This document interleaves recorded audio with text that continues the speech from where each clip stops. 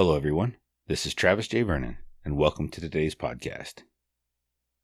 In my youth, well, I guess, and still now, too, I lived, breathed, ate, slept, drank, daydreamed, planned, and prepared to hunt and fish.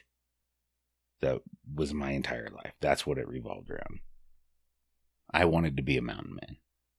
I wanted to hike the backcountry, look for gold, trap beavers, mink, muskrats, fox, coyotes. From a super young age, I would read all the Jack London books and any other type of adventure book I could get my hands on. And I would make my plans, places I wanted to go, things I wanted to do. That's still true to this day. These last couple weeks have been absolutely hectic in my life. My wife and I were supposed to be on our 5-year wedding anniversary, where we had planned a 2-week adventure through northern Scotland, southern Ireland, a quick bounce over to Manchester, England, to watch a football game. Had tickets for Manchester United, West Ham United, in Old Trafford. We're going to fish for Atlantic salmon, brown trout, pike, perch, and anything we could catch off the coast as well. And all that stuff came crashing down with the pandemic. We ended up having to postpone our entire trip until next year, which is fine. But I'm always looking for that next trip. I'm always looking for that next thing. And the planning of it sometimes is really, really fun. And this is one of those trips that was really fun to plan. I think now I'm going to be able to dial it in a little bit better, because there were some Airbnbs and some things we found after we had everything booked that were just going to be a little bit too far away for our itinerary to really be able to experience it well. And now I think I'm going to be able to restructure it just a little bit, make it even a better trip. So in the end, it'll work out just fine. But I already had my time scheduled off, and my wife said, "Oh good, you can finish the greenhouse." So for 2 weeks, I've been putting together a 12 by 24 greenhouse. Our lab had 3 puppies. So between the pandemic, trip getting canceled, puppies, building a greenhouse, working what I could, and trying to get a little bit of river time, including taking a camping trip out to Flaming Gorge for our anniversary, we were able to pack quite a bit into the last 2 weeks. It's been really fun. The Flaming Gorge trip was a little different. We had hoped to catch some giant lake trout. Went out with a buddy of mine on the lakeside. Jigged and trolled for Lakers. Had a few on, but never got them to the net. Ended up landing a rainbow and some kokanee. There were some magnificent thunderstorms that came through. Just a fun place to go. If you've never been around Flaming Gorge on the border of Wyoming and Utah, you should put that on your bucket list. It's not everybody's cup of tea. It is desert camping, which I thoroughly enjoy, just for something different. But it is just a beautiful place to go. Red rock cliffs, pinyon junipers, there's bighorn sheep, elk, deer, antelope. The fishing's great. You can fish on the big reservoir, or you can drop down onto the Green River. You can wade fish most of it, up and down the shores depending on the water flows. Or what I highly recommend is floating it in a drift boat. Lots of great guide services out there. On our actual anniversary day, it coincided with the shed hunt opener for shed hunting in the state of Wyoming. So my wife and I grabbed a chainsaw because I knew where a burl was in a spot that we wanted to go get. It was a juniper tree burl. So we were able to get a big juniper tree burl, which was quite a pack out. It was unique. I would much rather pack out a quarter of an elk than that burl and a chainsaw again. That was pretty crappy. But it might just be that it's coming into the late spring, early summer, and I'm not quite in elk shape. Did find one really nice big shed, big 5-point bull elk, and we found a chalky one. I like the chalky ones too, because I bring those home and saw them up on the bandsaw and give them to the dogs for treats. Been really an interesting week. This is day 5 with brand new puppies. 3 little ones. Each of them are adorable. already can tell their own personalities, as young as they are. Eyes aren't even open yet, mobile, moving around, crawling all over. They've finally gotten to the point where they're pushing Brookie to her capacity. You'll see her growl every so often, but setting up that doggy structure for the pack. What's okay, what's not okay. She's been a super good mom. I was a little stressed. Brookie is an outstanding hunting dog.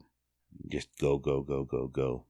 She will hunt and retrieve to exhaustion and collapse, which makes for an outstanding hunting dog, but I wasn't sure how she'd be as a mom. Man, she has made me a proud dad. She's so gentle with her pups. She's so cautious. She loves to come out in the backyard when I'm working on stuff, so I'd be out working on the greenhouse. She'd come out and go to the bathroom really quick, come up, say hi to me, let me pat her on the head for just 2 or 3 seconds, and then back into the house she'd go. Make sure puppies are okay. She's just been great. I was thinking about dogs and hunting. The very first real dog that I ever hunted with was Ranger, my grandfather's German Shorthair Pointer. And we bred Ranger with my uncle's German Shorthair Pointer named Cuddles. And from that litter, my grandfather got what was to be Ranger's replacement on the ranch. But that dog was chaos in a box. My goodness. They named him Rambunctious when he was young just because of how rambunctious he was, which quickly got shortened to Rambo. I remember one day I was at my grandmother's house playing with my brothers and sisters, and Rambo was up in the ranch. He had a tendency to run after deer, so they kept him chained up most of the time. A little different than Ranger. Ranger would just hang out. He would make sure he was always with the kids. Well, Rambo wanted to come down and play too, and broke his chain. Literally broke it. So my Uncle Kim took him back up to the ranch, chained him back up again. Pretty soon here he comes again. He'd broken his collar. Take him back up again, get him chained back up again. All of a sudden you could hear this rah, rah, rah, rah. And here comes Rambo, who had pulled a metal pole with a concrete ball on the bottom out of the ground and was dragging it from the ranch to the lawn so that he could come play with us. What a funny dog. Thinking of all of those things kind of reminded me of my first pheasant hunt. I was able to go out with my Uncle Larry and Brad, my mom's 2 oldest brothers. They were going to go pheasant hunting and invited me along because they knew how much I loved to hunt. And we took Ranger and Rambo with us. This was Rambo's first pheasant hunt. He had had no formal gun dog training at all. It was just straight up instinct. Ranger, I'm not sure if they ever really trained him or if he was just always that good, but he was a pointing machine. Well, Rambo wouldn't listen, wouldn't do what they wanted him to do, so they ended up tying about a 30-foot chain lead to him so that they could work him on the zigzag pattern side to side, learning how to whoa, how to honor, and do those things as we were hunting. Funny thing was that chain dragging through the grass probably flushed more birds than Rambo did. Well, I was only 12 years old, and there I am with my dad's 870 pump shotgun. This was a 30-inch barrel, and I'm a tiny little 12-year-old. From stock to barrel tip, I think the gun was longer than I was. Super forward heavy, and it was just not a good fit for me. I got a couple of shots off, never ended up killing a bird, but both my uncles were able to. We get back to the truck for lunch, just eating sandwiches, and my uncle grabs a can of dog food to give to the dogs. Great big, one of the giant mega cans of Alpo. He opens the top and dumps it out on the plate. You hear that as it comes out of the can. And then he turned around to grab another plate and was going to use the lid of the dog food can to chop it up when Rambo walked over and that gelatinous meat cartridge that was sitting on the plate was just still standing up. It still looked just like the can. And Rambo went down and in one motion inhaled the entire can and swallowed. It was gone. There was no chewing. He ate that whole thing. I remember thinking, holy smokes, that was a lot of food. And then my uncles were like, oh, Ranger, we're so sorry. That was all the food we brought. So then we ended up just giving him some sandwiches, which I think Ranger was pretty happy with anyway.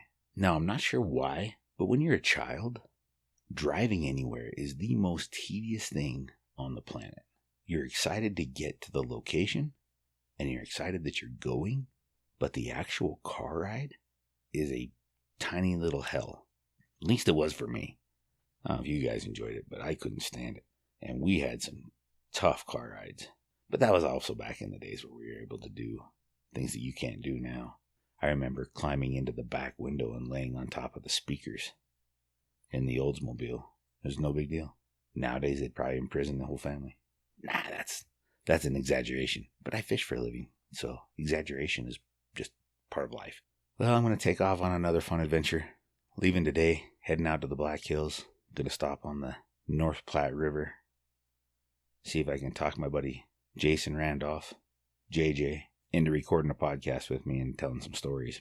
Back from the days when he and I would guide together quite a bit. Thousand Peaks Ranch, up in the high mountains of the Uintas. Falcons Ledge, in the little tiny town of Altamont, Utah. Fun spot though. They've got some big trophy ponds. It's still kind of the desert, but you're not really camping if you're staying at Falcons Ledge. That place is superb. They have such a cool big tree built right into their staircase. So it's this winding spiral staircase around this giant tree. Those are the things that stand out to me.